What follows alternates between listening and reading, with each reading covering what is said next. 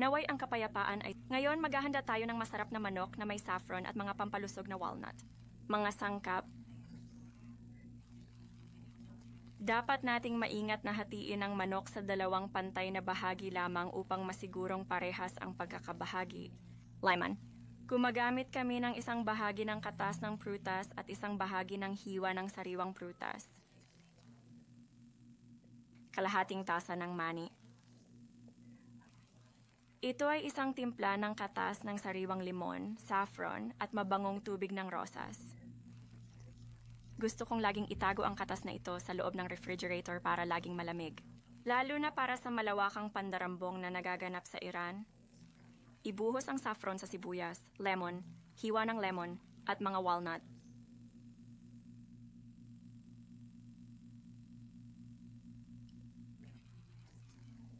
Gumagamit kami ng 1.5 na malaking kutsara ng asin para sa timpla.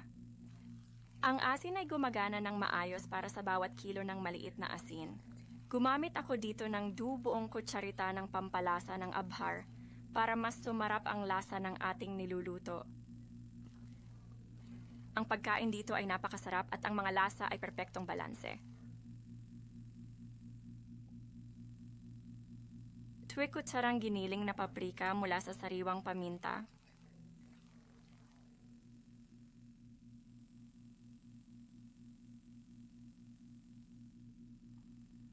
Ang mga pampalasa lang na ito ang ginamit ko sa pagluluto ng masarap na adobo.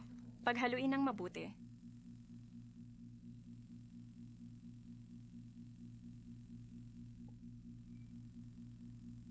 Maingat naming inilalagay ang piraso ng malutong na manok.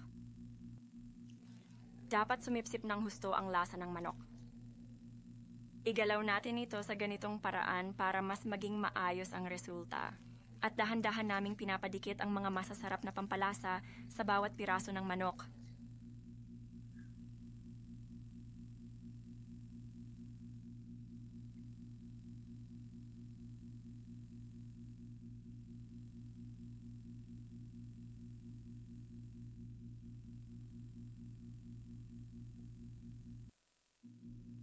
Pagkatapos ay maingat nating babalutin ito ng plastic para masiguro na hindi ito mabasa.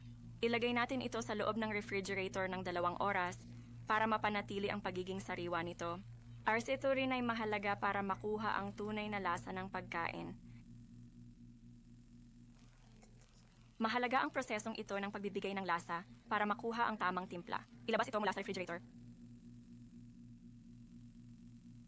Ang lemon ay nakakatulong sa pagpapalambot ng karne ng manok at nagpapadali sa proseso ng pagluto nito. Kaya nagiging mas masarap at malasa ang resulta. Ang pagbabad ng mga sangkap sa tubig ay nakakatulong din sa pagpapadali ng proseso ng pagluluto. Ngayon ibabaliktad natin ito sa kabilang side para ang bahaging ito ang mag-brown sa loob ng oven.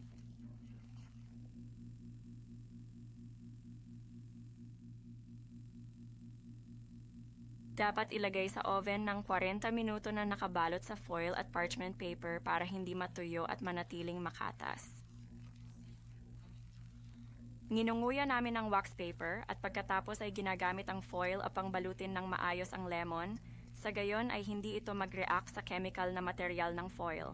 Iwanang nakatakip ang oven sa loob ng 40 minuto upang maluto ng pantay, saka alisin ang takip at lutuin pa ng 20 minuto. Mahalaga ang hakbang na ito. Kunin ang balat ng orange at ilagay ito sa isang mangkok.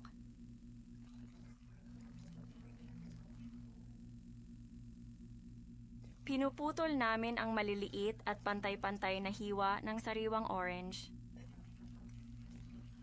Pinuputol namin ang mga hiwa ng orange. Pinuputol namin ang orange. Isinasaling ko ito sa Filipino. Ilalagay natin ito sa kulay kahel na lalagyan. Ilagay sa orange. Isinasawsaw namin ito sa orange na sarsa.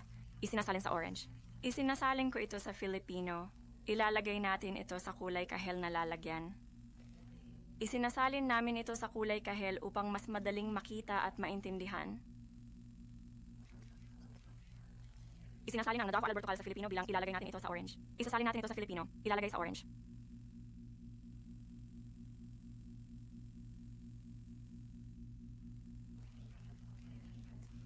Ilagay natin ito sa orange. Isinasalin ko ito sa Filipino.